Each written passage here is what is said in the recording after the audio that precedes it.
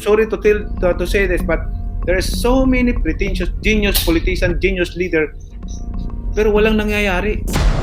Ayaw na ayaw ko na ma-involve sa korupsyon, kung hindi malilintikan kayo sa akin.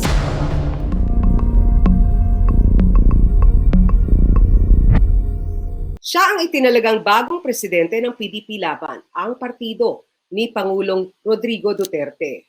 Isa siya sa mga nangunguna sa mga survey na kakandidato daw bilang presidente o vice-presidente sa May 2022 national elections.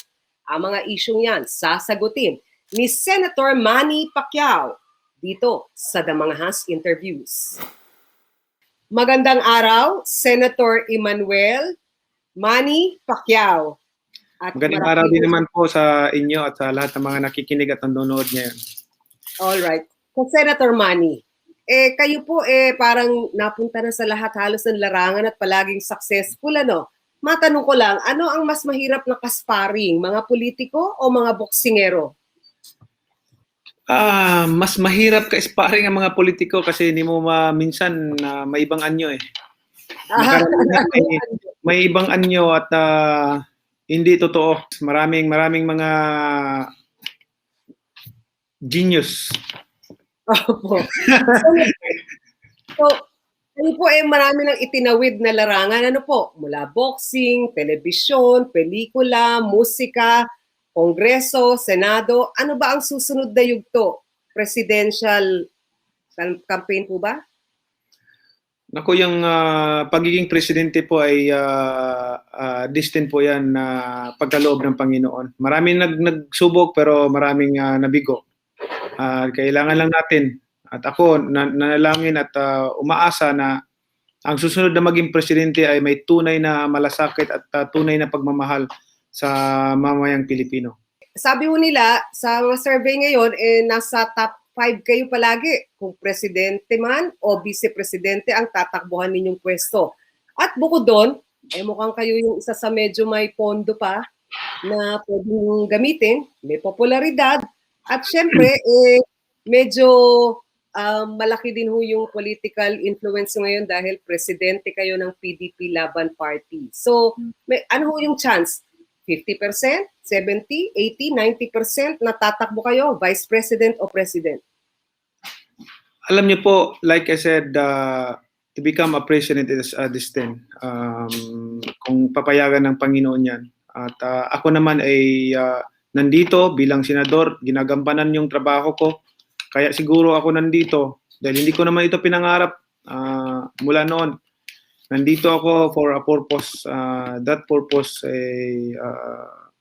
to be an inspiration to the Filipino people na maging isang halimbawa hindi lamang sa larangan ng boxing kundi sa larangan ng public service. Opo. Kayo po parang kung napanood niyo yung pelikula ni Russell Crowe, yung Cinderella Man, ano po? Yung singero siya na galing sa hirap, tapos ngayon bigla talagang sunod-sunod naman na panalo para sa pamilya niya. Noon po bang 1995 na nagsimula kayo sa professional boxing, bali 25 years ago, naisip niyo bang aabot sa ganitong sitwasyon na world champion kayo ng ilang division? Mula nung nag-umpisa ako ng boxing, I never expect na ma-accomplish ko lahat ng what I have done in boxing. What I have accomplished is beyond of my imagination. And that because God is good all the time. He gave me strength and ability to accomplish all those things. Kaya nandito ako ngayon na isang maging halimbawa sa mga tao. At yan po ay sinasabi ko palagi na wala akong ipagmamalaki o pagmamayabang sa sarili ko dahil nanggaling ako sa pinakamahirap na sitwasyon ng buhay. Kaya anong ipagmamayabang ko? Ang tangi ko lang ipagmamalaki ay yung biyaya ng Panginoon at grasya ng Panginoon na ibinigay sa atin. Okay. Pero hindi ho ba naging mahirap yung adjustment mula sa sitwasyon na napakahirap ngayon napakayaman ni Senator Pacman? Kayo po ang Pangulo sa pinakamagandang Senado. Tama po yan, napaganda yan. Alam niyo po, kaya po hindi po ako, kumbaga hindi ko makalimutan yung mga nakaraan ko. Kasi po talagang yun ang nagbibigay sa akin ng inspirasyon na maging halimbawa, maging humble, inspirasyon sa tao. Yung mga naranasan ko na dumanas po ako na matulog sa kalye, dumanas po ako na tubig lang inumin ko at walang pagkain sa buong araw at talagang sa hirap ng buhay po ay talagang hindi ko makalimutan sa buhay ko kung ano mang narating ko ngayon, ano man ang mayroon ni Manny Pacquiao, ano mang karangalan o tagumpay ang marating ko, ano mang kalaking perang hawak ko, ang puso ni Manny Pacquiao manatiling mahirap katulad ng mga mamamayang Pilipino na nagsasakripisyo ngayon at nagtitiis sa hirap ng buhay. Sa sitwasyon po ngayon na medyo nakakaalwan kayo sa buhay, ano po? Ano yung pinaka-expensive nyo nabili o binili? Ano po yung pinakamahal? Kumbaga, may garbo ba kayo? May luxury ba kayo sa katawan ninyo ngayon? Ako po ay, of course, nakabili ako ng relo, nakabili ako ng bahay, may mga sasakyan ako yung gusto kong bilhin na nabibili ko. Yan po ay biyaya ng Panginoon. Lagi ko pong tinatanaw yan na biyaya ng Panginoon at dalangin at suporta ng sambayan ng Pilipino at ako'y nagpapasalamat. Kaya naman po, sa abot ng aking makakaya, yung ibang pera ko, binabalik ko sa tao, tinutulong ko, although hindi naman lahat talaga, mabigyan ko ng tulong, pero at least iilan at marami ring libong-libo o milyon-milyong Pilipino din naman ang natutulungan ko sa pamagitan ng kinikita ko o achievement ko na natatanggap dito sa career ko. Okay. Pero noon po kayo yung naging kampiyon at saka naging congressman at senador, marami rin lumapit sa inyo na medyo mayayaman at parang sabi nga nila, kinuyog din kayo ng mga politiko. Sila ba parang nakakailang para sa inyo o nakatutulong naman? Hindi naman po siguro ko nila lahat. May mga politician na tumutulong, nakakatulong din at may mga politician din naman na pahirap sa mga mahirap. Mayroon din naman ganun. Ako, pasensya na po kayo, prangka lang po talaga ako magsalita dahil yan po ang reality. Yan po ang bayan natin, yan ang Pilipinas. May mga totoong politiko na may malasakit sa kapwa. Marami namang mga politiko na nagkukunwari at para lang magnakaw dyan sa kaban ng gobyerno. Okay. Pagka may kaharap kayong mga ganong politiko, yung hindi nyo ganong gusto, ano yung ginagawa ninyo? Umiiwas? Umiiwas, nakalagay nga sa Bible, do not associate with a wicked person. So yan, isa na yan mga ganyan. Punta po tayo sa Senado. Ano po, meron po kayong 12 na naipasa na batas bilang principal author o principal co-author at bilang co-author. Ano po yung pinaka medyo proudest kayo sa inyong mga batas na naipasa? Ang pinaka-importante po na proud po ako yung Bible holiday, Bible Day. Yung Republic Act 11163. Dahil po yan ang importante po na gabay sa ating lahat. Importante na we rely on God, not on our own strength and ability. We should not rely on our own ability or strength because God only giving us success in every path that we are going to dream. Mm-hmm. Ano pa po yung iba? Kasi marami-rami po yun. Ano, kasama yung Philippine National ID, yung Department of Human Settlements, yung Universal Healthcare Act. Kayo po kasama din doon para alam din ng taong bayan. Ano po? Na naging easy kayo. Salamat Malo, napaka-importante niyan. At itong isa sa pinaka-importante na nagawa kong batas yung OFW handbook. Kasi napaka-importante po ng papel ng ating mga OFW dahil sila po ay malaki ang naiambag sa ating bayan at nakakatulong sa ekonomiya ng ating bansa. Kaya sila ang mga hero ng ating bansa, hindi si Manny Pacquiao kundi sila ang mga OFW na nagtumutulong at nagbibigay ng ginhawa sa kanilang pamilya na nandito sa Pilipinas. Okay. Kayo po ba ay meron pang gusto sanang ipanukala sa natitirang 16 na buwan na lang, ano po, ng Kongreso bago mag-eleksyon muli sa Mayo? Meron ba kayong mga proposal na gusto ninyong i-upfront o sana maipasa din? Mayroon po akong napaka-importanting batas nga na gusto kong bago magtapos itong Congress na to mapasa na ma-approve na yung PPP, Public-Private Partnership, dahil to strengthen the LGUs na isa rito ang pinaka-importante ay the local government can explore their natural resources na hindi na kailangan na magpaalam pa sa national government. Yun yung maganda itong batas na ito para magkaroon sila ng power to enter into agreement to private or G2G partnership. Opo. Pero parang kung nasa constitution po bawal po yata yung extraction ng mga natural resources ng hindi nababago o naaamyendahan ang ating saligang batas. Pwede po ba yun sa local level gamitin nila ng PPP? Totoo po yan. Ang ginagawa ating batas po, hindi above the Constitution, kundi under the Constitution. We cannot make a law above the Constitution, but below under the Constitution.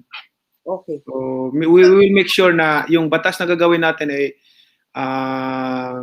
makakatulong sa ating mga kababayan, makakatulong sa improvement, development sa ating mga LGUs. Opo. Pag-usapan po natin yung mga komite na kayo ang chairman, yung Committee on Public Works. Ano po yung mga pending bills doon at mga nangyayari? Yung Public Works po, nandyan po, pinay po natin yung building code dahil talagang matagal na yung building code at iba na yung development ngayon kaysa noon, nung unang panahon na 70s pa. So, kailangan maamindahan na yung building code. Yan po isa sa mga tinututukan natin ngayon sa Senado.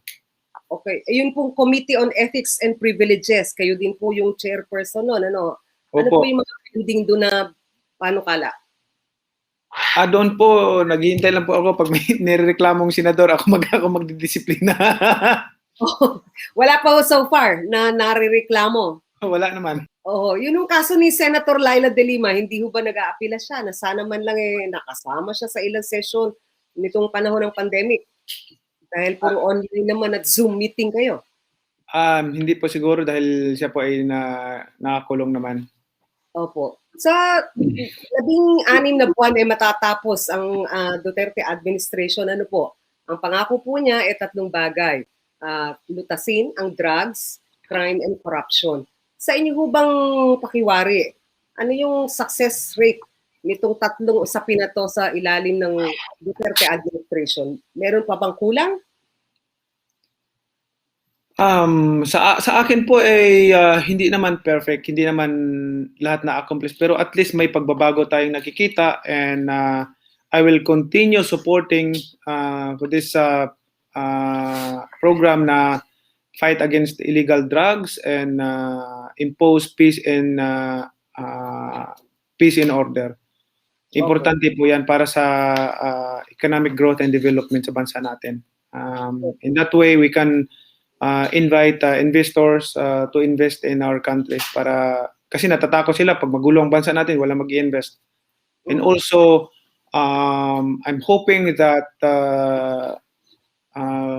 the government will lower down the taxes, especially corporate tax, para naman we can compete to other country like Singapore, Malaysia, Indonesia, Thailand, na mabababa po yung corporate tax nila. Tayo ay in Asia, tayo ang pinakamataas, 33%. So kung ako ang investor naman, bakit ako mag-invest dito sa Pilipinas kung 33% yung corporate tax compared to Singapore 17% and Thailand 20% o Cambodia 20%. So hindi naman ako mag-invest ng, kumbaga kung ako ang investor, hindi ako mag-invest ng 100 milyon lang, billion itong investment ko. So bakit ako mag-invest doon sa 33% na corporate tax? So it's hard to compete to other country na to invite more investors to invest here in the Philippines na sa bansa natin. Pag wala kasi mag-invest sa atin, wala ring mabibigyan ng trabaho. The more na maraming invest sa atin sa bansa natin, the more na maraming trabaho. So in that way siguro, we should review and lower down the taxes, especially corporate tax.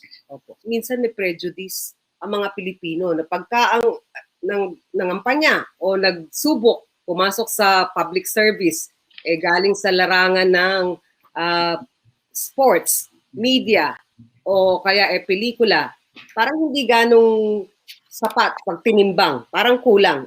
Ako po kasi I always continue keep learning because I always believe that when you stop, the moment you stop learning, that's the beginning of your downfall. Never assume that you are smart enough, genius enough to manage, to be a leader like that, but continue learning as long as you still living in this earth. Yan po ang aking paniniwala. Kaya naman po nag-aaral tayo, patuloy tayo nag-aaral, especially yung problema natin sa ating bansa, yung solution sa problema ng ating bansa, inaral po natin yan. And then excited ako, dedicated ako, passionate ako to explain the situation of this country and the solution of the problem. Yan po ang gusto kong ipaalam sa tao na this is the situation of the country and this is the solution. Dapat malaman ng taong bayan kung ano na bang kalagayan ng bansa natin, ano na bang sitwasyon ng bansa natin, ano bang bukas ang mayroon ang bansa natin, ano bang future ng ating bansa. Because right now, we always borrowing money annually. Not only hundreds of billions, but trillion po. Trillion ang inuutang natin. Ako nabahala kasi dati billion lang, daang billion lang inuutang natin. Ngayon, trillion na po ang inuutang natin. Last budget yung last budgeting ng 2021 approved budget. 4.5 trillion yung 4.5 trillion yung approved budget. Pero the only income of the government is nasa 2.9 trillion lang. Bawasan pa yun sa mga subsidized agencies. So, yung sobra nun, uutangin ng ating gobyerno. Tapos, nawawala ng income ang ating gobyerno, palaki na palaki yung demand, yung budget annually. So, saan tayo pupulutin? Mangungutang na mangungutang, pataas ng pataas yung utangin natin, saan tayo pupunta? Maging successful ba tayo? Maging develop ba tayo? Hindi. Sa kampungan tayo pupulutin. Yan po ang concern ko talaga for this country na kailangan matugunan ang problema na yan. Dalawa lang ang source of income ng government. Tax revenue income and non-tax revenue income. When I'm talking about non-tax revenue income, that's including GOCC. So, but ang problema ang case natin dito sa bansa natin, our government is relying on tax revenue income. Exactly. Now, supposedly, the government should rely on non-tax revenue income. Itong tax revenue income, magsusupport lang ito sa non-tax revenue income, itong tax revenue income. Magsusupport lang siya. Pero what happened in our country, na wala na itong non-tax revenue income, the government only relying on tax revenue income. Kaya nga, katakot-takot na taxes ini-impose natin. Train 1, Train 2, Train 3, lahat na may 12% VAT, lahat. Kasi the government is relying on tax revenue income. Ang tao nagpo-provide sa income ng gobyerno taon-taon, which is the government should rely on non-tax revenue income. Yan ang gusto kong ipaalam sa taong bayan na dapat ma-educate sila sa situation, because so many, sorry to say this, but there are so many pretentious genius politician, genius leader, pero walang nangyayari. Hindi nila sinasabi yung totoo. Dapat sabihin yung totoo. Ano ba yung sitwasyon ng bansa natin ngayon? That's the situation of the country. Hindi ko sinasabing na magaling ako, ano ako. Yan yung natuklasan ko, yan yung nalalaman ko sa aking pag-aaral. Ang budget, palaki ng palaki, annual budget natin, palaki ng palaki, pero ang income ng ating gobyerno, paliit ng paliit. Di ba? Sabi ko, ako alam nyo, sinasabi ko palagi ito, ako nagbabudget sa bahay namin. Kung gumagastos kami ng 1,000 isang linggo, kailangan kumita kami ng more than that, 2,000 o 3,000. Yan ang goal ko. Pero dito sa bansa natin kakaiba. Ang bansa kumikita lang ng 2.9 trillion, pero ang budget 4.5 trillion na ngayon ang proposed budget. So paano, pabayaan na lang ba natin na ganyan? Pabayaan na lang ba natin na ganyan? We should review and study what's the solution of this problem.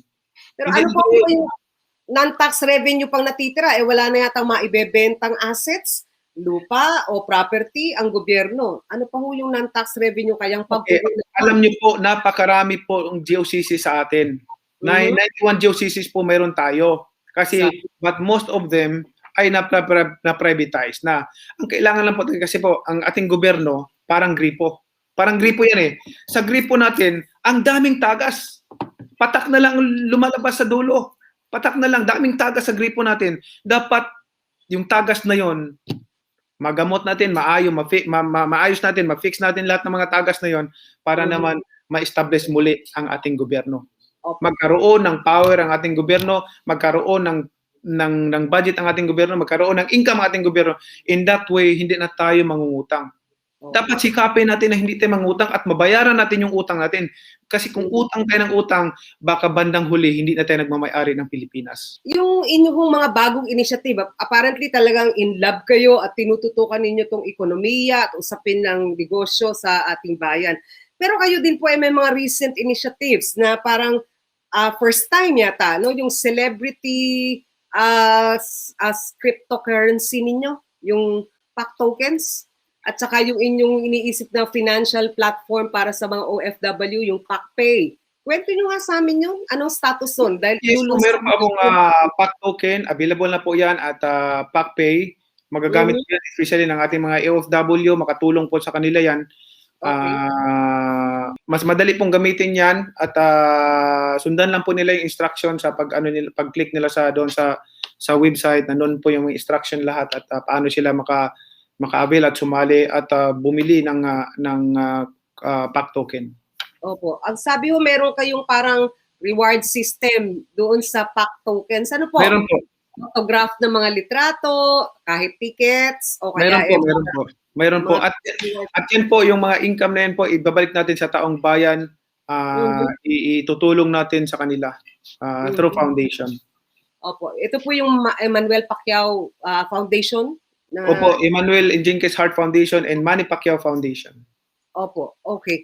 Ngayon, yun hong PacPay. Ano ho ba yun? Parang kakaiba po yun. Ang dami na hong mga financial services instrument sa bayan. Ano po? Paano naman ho yun? Sabi, iko-connecta daw yung mga OFW sa mga negosyante rito at para mas mabilis. Ano ho? Yung kanilang... Yung pong PacPay, para po siyang tinatawag nating GCash na magpadala ka ng pera o magbayad ka, pag mag-shopping ka, yun yung PacPay po. Pwede pong gamitin pang bayad. So kailan ho ang lunsad nun? Kasi nabalita noong December 2020 na ilulunsad ninyo ngayong taon. Opo, at dapat po pagpasok po ng 2020 dapat po yun po yung opening, kaso lang nagka-COVID tayo, so medyo na-extend yung pag-release na, pero ngayon po naumpisa na po yan, nire-release na. Ito ho ba'y merong anggulong politika para sa inyo? Yung pagkolekta ng mga subscribers na pwedeng maging campaign team ninyo o campaigners ninyo? Lalo na't marami kayong fans naman talaga. Hindi naman po, at ito ay para makatulong sa taong bayan, makatulong sa ating, especially sa ating mga OFWs na nagpapadala ng pera dito sa Pilipinas, at para mapadali yung mga transaction sa pag-grocery, lahat po kung ano mga bibilihin, pwede mo magamit yung PacPay. Okay. Ito ba'y mas business o mas service project para sa inyo? Kasi, service. Minimal lang po ang percentage nito, hindi katulad ng iba na katakot-takot na interest, patong percentage. Ito, minimal lang, almost kulang lang ipamigay libre na lang sa kanilang lahat. Okay. Senator Manny, recently kayo po ay hinalal bilang Pangulo ng PDP Laban Party ni Pangulong Duterte. Kwento nyo nga po sa amin, paano nangyari yun? Kayo ba'y talagang nag-aspire maging presidente ng PDP Laban o kayo hinalal nila dahil sabi nga nila, usually ang head ng political party ay yung may pondo o mataba ang bulsa. Ganun ba yung nangyari? Ito po ang nangyari niyan. Ako po ang EVP ng partido, Executive Vice President ni Coco. Si Coco, hindi niya na magampanan yung pagiging presidente niya. So, automatic po, ako ang EVP. So, ako po ang pumalit na naging presidente po ng partido. Okay. So, ano yung responsibilidad doon? Kayo ba yung magnonombra ng kandidato ng PDP Laban sa 2022? Yes po, magbibigay ng kuna sa ating mga kandidato, yung mga local candidates natin, pipiliin natin. At ang ginagawa po natin bilang presidente ng partido, pinapalakas po natin na ituro sa kanila ang magkaroon ng value ang isang partido, na hindi tayo parang isang butterfly na dapo, lipad, dapo, lipad. Gusto ko magkakaroon ng relationship at bonding ang lahat ng mga members ng partido at palalakasin natin at isulong natin yung peace and economics. So, yan po yung ginagawa natin para palakasin yung partido natin ngayon. Opo. Pero nung nanalo si Pangulo Duterte, actually iilang piraso yung PDP Laban na miyembro ng Kongreso at ng Senado. At every president gets to gather a whole lot more na mga politiko, di ba po? Dahil yung coalition.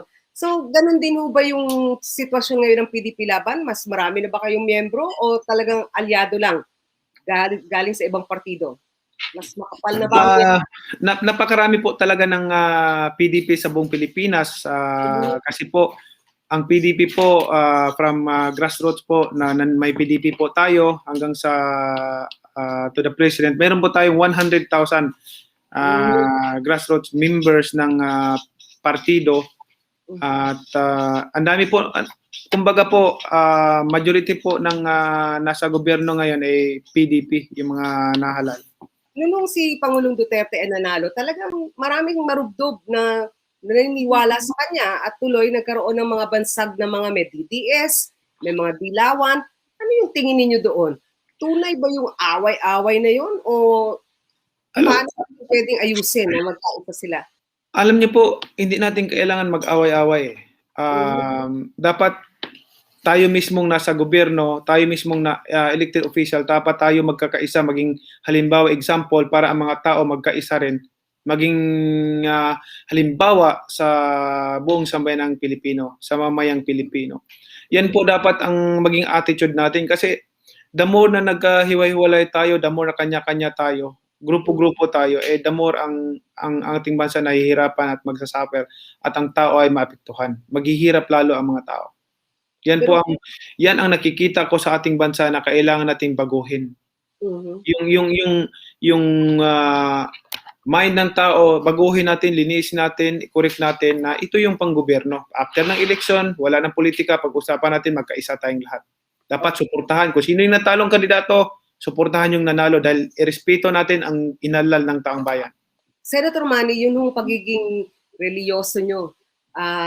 I think mga 4-5 years ago nagsimula na kayo po talagang nananampalataya ng gusto at madalas nakasama sa inyong pananalita ay yung paniniwala sa Diyos o yan biyaya ng Diyos. Saan po ba nagsimula yun? Kayo po ba'y talagang religyoso nung dati pa? Bata pa kayo?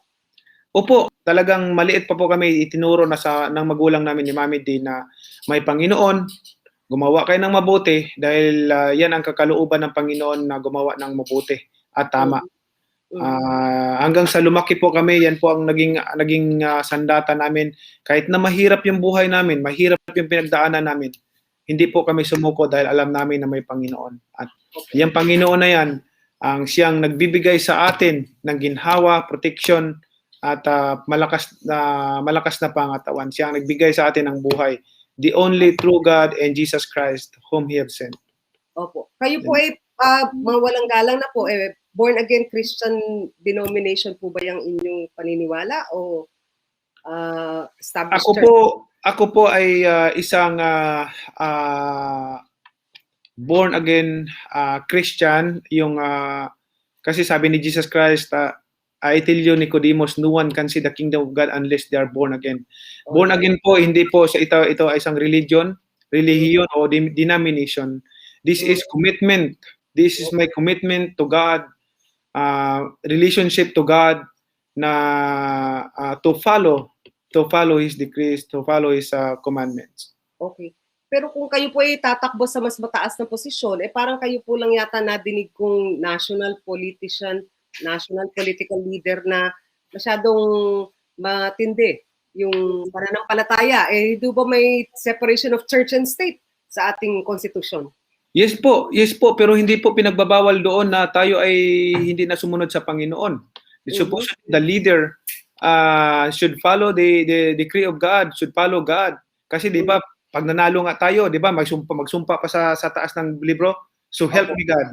Di ba, so help me God. So, we cannot rely on our strength and ability. We should rely God to accomplish something, to accomplish everything that we want to accomplish. Opo.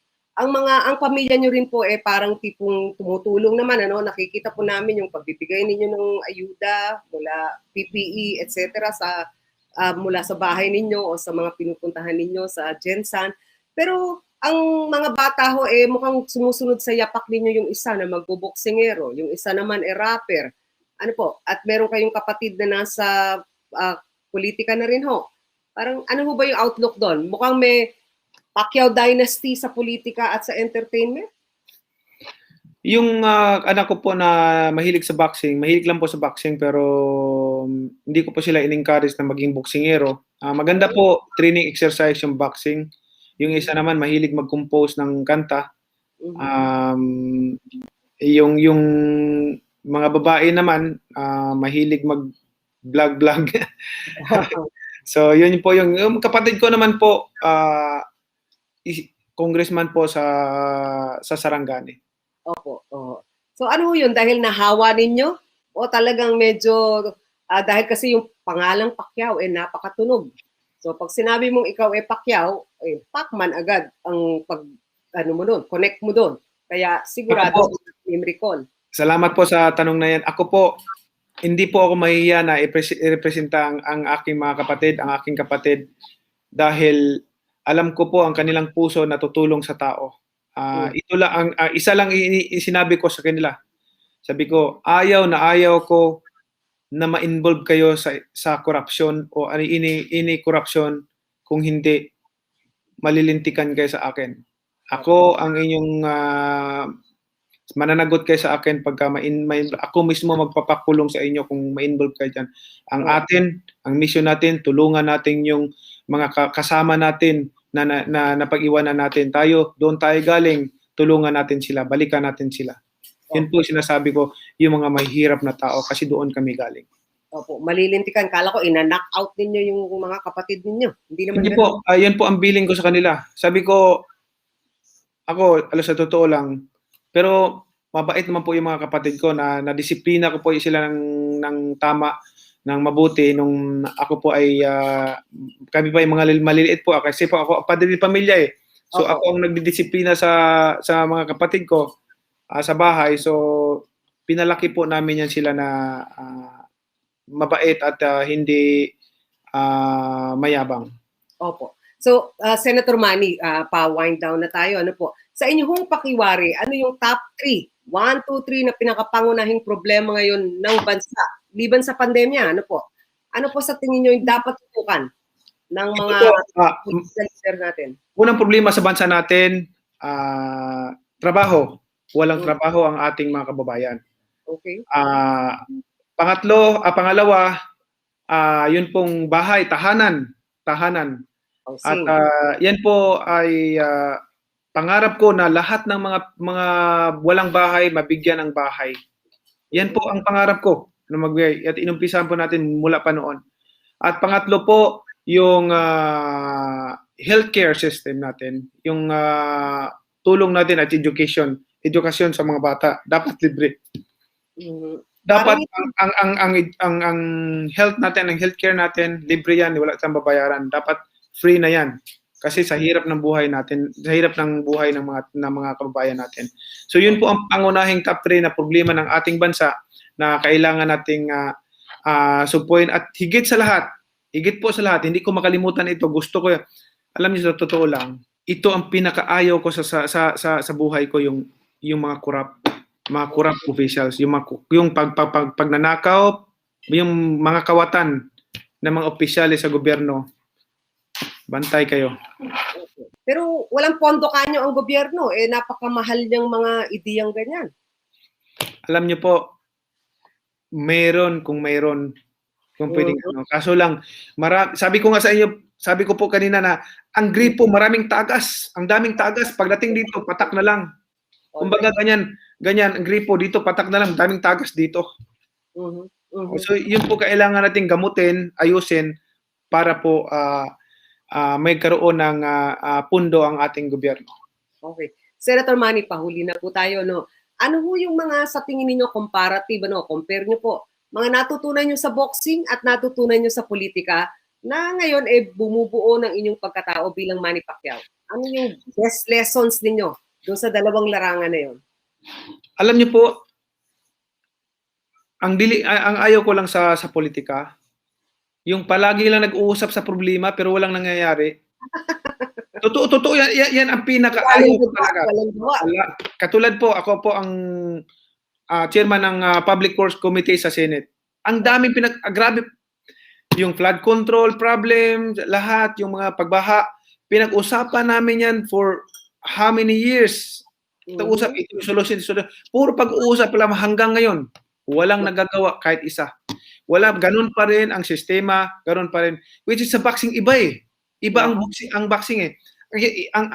Hindi po ako sanay na puro pag-uusap lang, walang resulta, walang accomplishment.